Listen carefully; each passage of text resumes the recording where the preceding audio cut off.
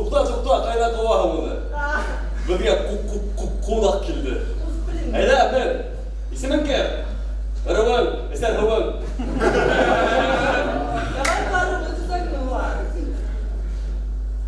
Федот. Икота, перейди на Федот. Дуҫтар, был әҫәрҙә билдәле драматург Шекспир яҙған тип уйлайһығыҙмы? Юҡ, был пьесаны республикабыҙҙа йәшәүсе һәләтле балалар, йәш драматургтар яҙған. Яңыраҡ Мәжит Ғафури исемендәге Башҡорт академия драма театрының бәләкәй сәхнәһендә Драм Квадрат театр лабораторияһы ойошторолдо. Был проект 3-нче йыл рәттән бара. Унда йәш ижадсылар ҡатнаша. Балалар тәүге пьесаларын яҙыр алдынан улар дәрестәр, уйындар, интерактив, телдән һәм яҙма күнегеүҙәр барышында драматургия нигеҙҙәрен үҙләштерҙеләр. Бында 7 спектакль күрһәтелде. Ижадсылар төрлө глобаль, актуаль темаларға яҙғайнылар. Йәш драматургтар араһынан Тамыр телеканалының тоғро дуҫы Айгөл дә бар. Минең пьеса Федот дип атала, ул егет тураһында, ул нисек үзен аңлай, ул үзе үсә.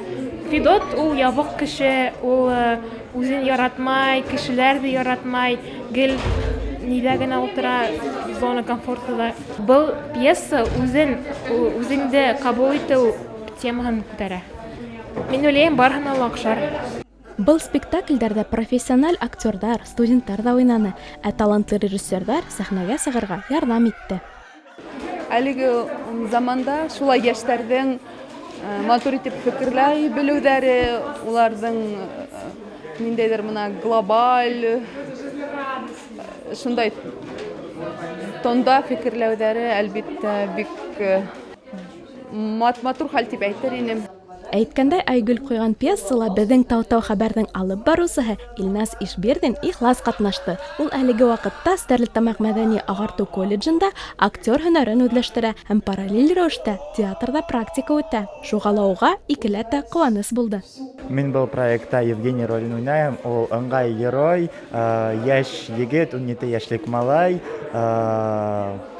Уның характеры ябай малай һәм ул фотоға үҙен төшөрә ярата һәм дуҫтар менән аралашырға ярата. Ул герой миңә әҙерәк кенә оҡшаған. Йәш драматургтарға афарин тип әйтергә генә ҡала. Киләсәктә уларҙың пьесаларын тағы ла ҙур сәхнәләрҙә күрербеҙ дип ышанабыҙ. Уларға ҙур уңыштар. Сөмбөл Батыршина, Руслан Бикбаев, Тау-Тау хәбәр өсөн.